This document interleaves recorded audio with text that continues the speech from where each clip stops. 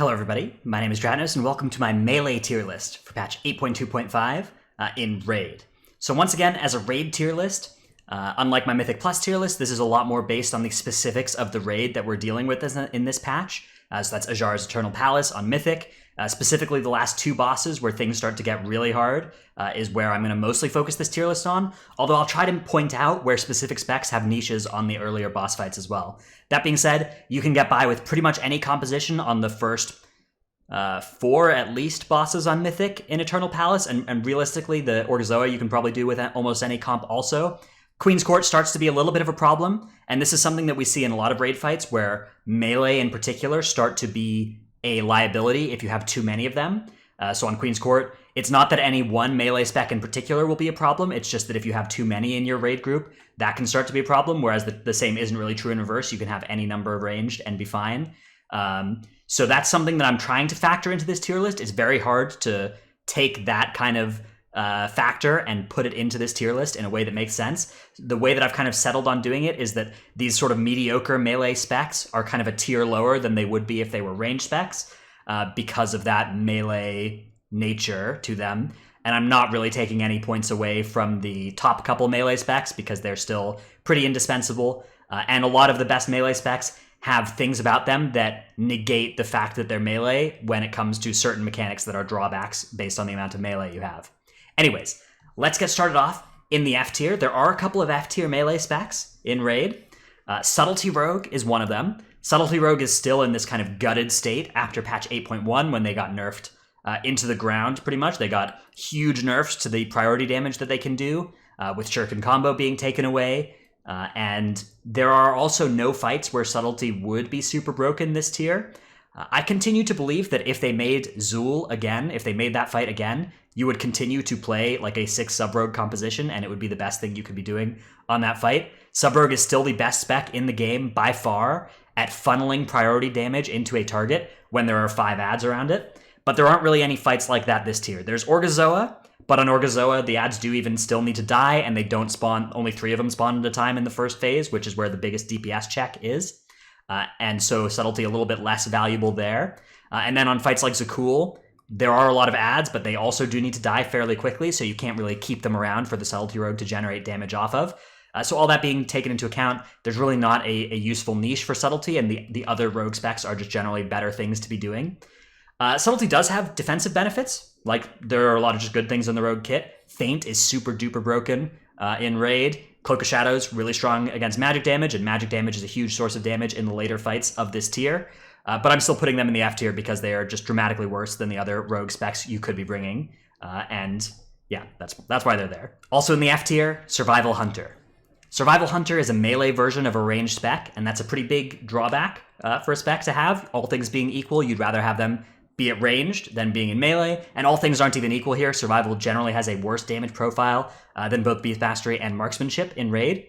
They do have an immunity, although it's more of a pseudo-immunity than a real immunity. There are some abilities that pierce aspect of the turtle that don't pierce the other immunities, and that's a bit of a drawback to it, especially when you learn for the first time that you cannot immune an ability and you die embarrassingly in front of your raid, as has happened to hunters in my guild. All right, in the D tier, we have Enhancement Shaman. Enhancement Shaman, much like Survival Hunter, melee version of a ranged spec, which is a big drawback. They are squishy, but they do have Ankh, which again, it's sort of an immunity if you look at it without looking at it for too long. They have an immunity once every 30 minutes, basically. But their damage profile, it's actually not bad. The damage profile is not bad in Raid. There are some people who are making enhancement work on these last couple bosses. The main thing is there's just not a big reason to do that compared to just specking Elemental or bringing one of these other specs. There's not, like, they might not be a huge liability, but there's just, you have 20 people in your Raid group trying to solve a bunch of problems on a boss fight, and enhancement just adds to your group's damage and doesn't really help solve many of those problems in a boss fight. They are pretty good at killing the ad when there's that big wave of ad spawns on Azshara. They're pretty good at killing those. That's something that they're not bad at, and they actually do some pretty good damage to Azshara at the same time as doing damage to all those things, so that is a nice thing that they do bring. But all things being considered, I think that the D tier is the right place for this spec. Similarly, I'm going to put Feral Druid in D tier. You're noticing a bit of a trend here. These sort of hybrid specs, melee versions of ranged specs, both in the Mythic Plus tier list and the Raid tier list actually are doing pretty badly on my rankings. Again, there's little reason to bring a Feral Druid instead of a Balanced Druid. There's not really anything that you get out of having the Feral Druid. Stampeding Roar is a notable, useful thing that Feral Druid does bring. It's not particularly necessary on anything this patch. It was pretty good on like Jaina, even Unat. There are some spots where it was pretty cool. But here in Azshara and Zaqul, it's not very useful. The raid fights don't really call for a Stampeding Roar. There are a couple spots where if you have a Feral Druid, they will use Stampeding Roar, and it might save everybody a global or two, but it's not like it's insane as it can be on some designs of boss fights. Also in the D tier, Unholy Death Knight. Unholy Death Knight here, not actually all that bad. Again, kind of like many of these specs in the lower tiers, a little bit of a worse version of a better spec that's available to the same class, which is Frost. Their damage profile is generally a little bit worse than Frost for most raid fights. They're fairly tanky against magic damage. That's a nice thing that they do bring. Anti-magic shell on a fairly short cooldown as far as defensives go is pretty good against the big bursty magic damage profile on both Zaqul and Azshara.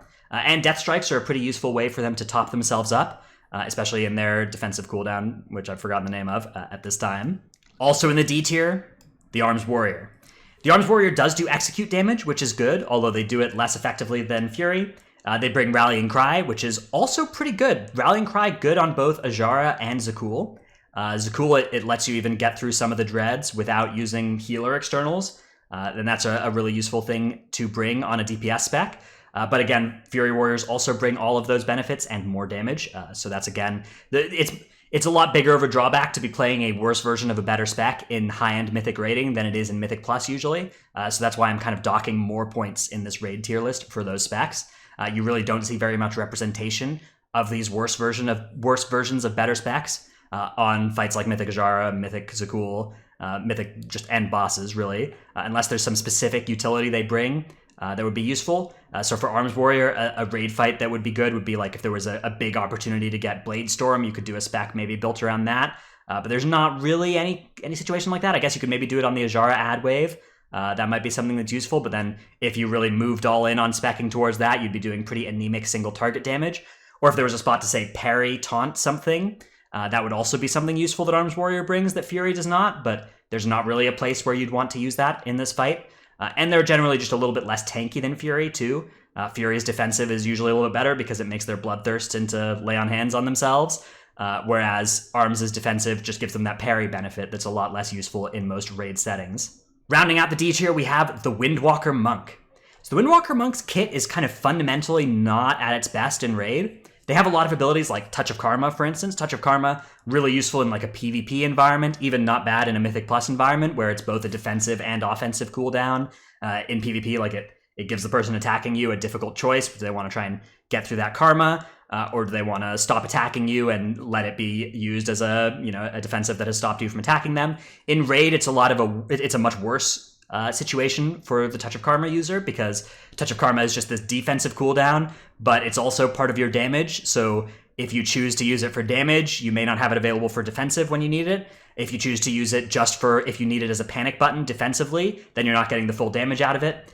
And if you just use it as kind of like a filler defensive thing against bursts of damage that are predictable, that's not really going to save your life. And so it's not a defensive cooldown that you're using to save your life, and that is effectively one less defensive cooldown than for that purpose. Windwalker, a bit of a squishy spec, again, against some other abilities then. If they're using their Touch of Karma aggressively, they don't have all that many other cooldowns. They have Dampen or Diffuse, which, Diffuse pretty good against the magic damage on these last couple fights. Dampen pretty good against big bursts of damage as well, although I think Diffuse is the more popular pick on both of those fights. But no immunity, and their damage profile is just not fantastic for the last two fights. This is another spec that's pretty good at like taking care of ads on Zaqul, ads on Queen Azshara, that one wave of ads that come in the second phase. Windwalker is a spec that is nice against that. Windwalker also has Ring of Peace and Leg Sweep, which are also useful against that wave of ads that come in on Azshara. So if you have access to a Windwalker, it's kind of nice to have sweep into Ring of Peace against those ads. That's a really good way to help keep them under control. But that's the main utility thing that Windwalkers do bring. It's also worth noting that Windwalkers have Mystic Touch, which is a physical damage increase debuff, but this is not all that useful on this spec because there's often another monk in your group in the form of a Brewmaster, and so the Windwalker is not bringing a unique ability with that Mystic Touch because of that Brewmaster. If Brewmasters were a little bit less popular, I imagine that one Windwalker would start to become pretty important for groups to get access to that Mystic Touch debuff. Alright, in the C tier we have the Outlaw Rogue. The C tier is a bit of a weird place for Outlaw Rogue. There are a lot of fights where they're not very popular at all, but on some specific fights, Orgazoa and Zaqul, they're actually very good at doing adds damage, and add damage is a necessary thing to have. So if your composition is a little bit low on add damage from other sources, having one of your rogues go Outlaw is a really good way to handle the adds there. They're fairly tanky as well. Like most rogue specs, they have an immunity, a cheat death, a feint. Feint, again, super duper broken in raids. And they can also roll Leech with one of their Roll the Bones buffs, and that can keep them sustained very effectively. So they can chill out in the Delirium realm for a very long time, cleaving off of adds in certain Zaqul strategies. That particular Zaqul strategy was a little bit more popular on progression than it is now, after some nerfs to the fight. And most groups will instead play Assassination Rogues on that fight, but still playing 1 or 2 Outlaw Rogues can be pretty good for Zaqul, and they're pretty good on Orgazoa for doing the add damage there also. Not very popular on Queen Azshara, though. Generally, Assassination a little bit better there, as the kind of single target burstier damage is a little bit more valuable than Outlaw's consistent cleave and AoE damage. All right, up in the B tier, we're starting to get to some of these good specs that would be even probably a tier higher if they weren't melee. So we have the Frost Death Knight. The Frost Death Knight does very high damage, pretty good just single target damage, and also they have a nice burst cooldown of AoE with the Frostworm's Fury that they can talent into. That's very useful on Queen Azshara. You can basically have that solo the wave of Azshara's Devoted that spawns, and that's a very good strategy that allows the rest of your group to not make any sacrifices to dealing with that ad wave. And it's not a huge cost for the Frost Death Knight to do that. They really don't give up all that much single target to do so. They're also fairly tanky against magic damage with their anti-magic shell that's a very good defensive against magic and is on a pretty short cooldown. And that's very good against these boss fights in particular that are magic damage heavy and bursty. So Frost Death Knight pretty durable against that. They do also have Death Strikes that can heal them up as needed. And Death Grip is a pretty useful ability on both of the last bosses. Gripping in a vision ad on Zaqul that's about to transform, or that's in danger of maybe transforming. Maybe it's gotten stunned out in the middle of the room. Maybe it's fixated on your Shadow Priest who's standing 30 yards away from the boss, and the Death Knight can just grip it under the boss and it'll die. That's a very useful thing on that fight. On Queen Azshara, again, that wave of Azshara's Devoteds. Sometimes there's a straggler. It's at 30% health, and it's about to get in and sacrifice to that ward in the middle. Since the nerfs to Azshara's Rune of Power rates, it's not super important that doesn't happen anymore. But it's still nice for your Death Knight to be able to just grip him out onto the boss, and then that's a bunch of soaks that you don't have to deal with later in the fight. Also in the B tier, the Retribution Paladin. The Retribution Paladin I don't think would be in the B tier, given the class design and the class balance for most boss fights. However, Queen Azshara in particular, there are some really nice things about Ret Pallies.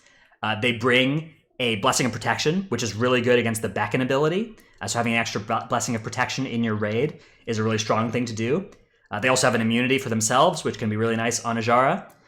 And they have good burst against that wave of Azshara's Devoted. So again, if you're not planning to Frost Death Knight them down, your Ret Pally can just Wings and Divine Storm a couple times, and those ads will die very quickly. And that's a useful thing to have access to in your raid. So Ret Pallies moving up into the B tier, just mostly based on how much I think that they're quite useful on Azshara. And Azshara is really a warping factor that most of the tier list is... Azshara is counted way more than any other boss in terms of where these specs are going to be on this tier list. And that's why I'm putting Ret Pally up in the B tier this time. Also in the B tier, the Fury Warrior. The Fury Warrior gains a lot of ground by being the best available warrior spec, which means it's your best access to Battle Shout. It's your best access to having some execute damage, which is pretty good. Execute damage, kind of always a good thing in raids. It's hard to remember. I think the last raid fight where execute damage wasn't good was Odin, and that's because the boss died at 10% health. And so you weren't in execute phase for very long. Outside of that, almost every raid fight, the most important DPS check is made while the boss is in execute range. And so Fury Warrior is disproportionately good at that because of how their execute damage is. They also bring access to Rallying Cry, and as being the best warrior spec, this is the best way to get Rallying Cry into your raid. Rallying Cry, great on Zaqul. Also not bad on Azshara, but particularly great on Zaqul, allowing your group to survive what might otherwise one-shot a couple members of your group when you're dispelling all of the dreads across your raid. Up in the A tier, we have Assassination Rogue. I'm putting Assassination Rogue up in the A tier because of how safe I think it is to have, if you're going to have a couple of melee in your group, having them be Assassination Rogues is a really great spec to have because it's a pretty low-cost thing to play an Assassination Rogue. They have a very short cooldown on Cloak of Shadows. They bring good burst single target. They can even do some of the multi-dotting stuff that is mostly in the domain of range specs, and that's usually something that is valuable in raids. In this tier in particular, they're very good on Zaqul, because they are good at going down to the Delirium realm and killing the Echo of Delirium with their Vendettas, and also surviving down there with Feint and Leeching Shadows, Leeching Poison, Cloak of Shadows, Crimson Vial. They're very survivable. So this is a very safe spec, a very safe melee spec to play compared to a lot of the other ones, and it's a high damage spec this tier, which is always a nice place for it to be, but a really low cost to include in your raid group compared to some of the other melee specs, and that's why I'm putting it all the way up in the A tier.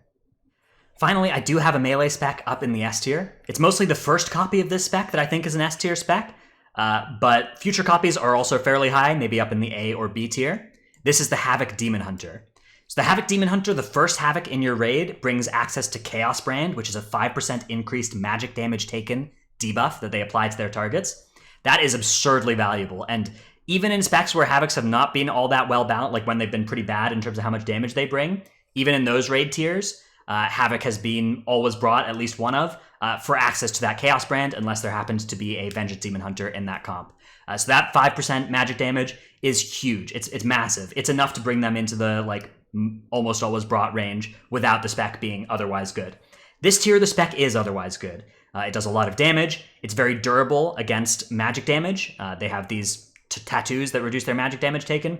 Don't ask me about how that works. I'm not a tattoo artist. I don't know exactly how those things happen, but it turns out that tattoos make you take less magic damage, and Demon Hunters have a lot of them, so that is really good against the heavy magic damage on both Zaqul and Azshara. They have good defensive cooldowns, available on a short cooldown with Blur, and they have an immunity with Netherwalk if they choose to talent into that. If they don't talent into Netherwalk, they have a bunch of Leech. Even if they do talent into Netherwalk, they have quite a lot of Leech, so they require very little healing compared to the other specs in the game, and that's a really nice thing to get, especially if you're going to be under-healing some of these later boss fights. So if you're trying to kill Azshara with 2 or 3 healers, as was done in the world's first and second kills, that's the kind of spec that really helps lighten the load on those healers. And they do also bring Darkness, which is a useful AoE cooldown, useful raid cooldown. It's a little unreliable. There are some mechanics against which Darkness it's 50-50, right? You're kind of flipping a coin on whether members of your group die. But there are, Zaqul, Dread damage, even though it's one big burst of damage, it's 4 instances of damage, which means Darkness is fairly likely to negate at least one of those instances of damage. And so it's a pretty useful cooldown. You can use it in conjunction with something like Rallying Cry, and then the combination of those 2 abilities means that people aren't dying, and also some of them are just not going to take much damage, and you won't need to commit much healing to topping everybody else up afterwards. If you have access to a Resto Shaman, the combination of Darkness and Spirit Link Totem is one of the strongest cooldown combinations you can get in the game, because Darkness will check to prevent the damage up front, and then it will also check every time your health would be redistributed downwards to prevent that. So you're kind of double dipping on the value of Darkness. I said in the healer tier list video that nobody has ever died in a Spirit Link Totem, but what's definitely true is that nobody has ever died in a Spirit Link Totem that also has Darkness in it. So that's a really cool little combo that they bring. Darkness also useful for Brewmaster Monks for similar reasons, because it can prevent the damage up front and also on the stagger ticks. So with Brewmaster Monks being pretty popular, that can be nice when tanks are taking heavy damage too. I hope you've enjoyed this video, this Melee in Raids tier list video. I always miss some things when I'm making these videos, so let me know in the comments if you think there's anything big that I've missed, and I'll potentially do a correction at the end when I get done with all these raid videos, and see if there's specs that need to be moved around a little bit. But again, we're mostly just focused on the last 2 raid fights of the tier, so you can get by with anything in the earlier raid fights, and all of these specs do work in those contexts. It's more just the very hardest fights where it starts being more discriminatory and you really need to get access to specific abilities, and you can't afford all that many melee slots in your raid that aren't bringing big utility. So thanks everybody for watching. I'll see you in the next one.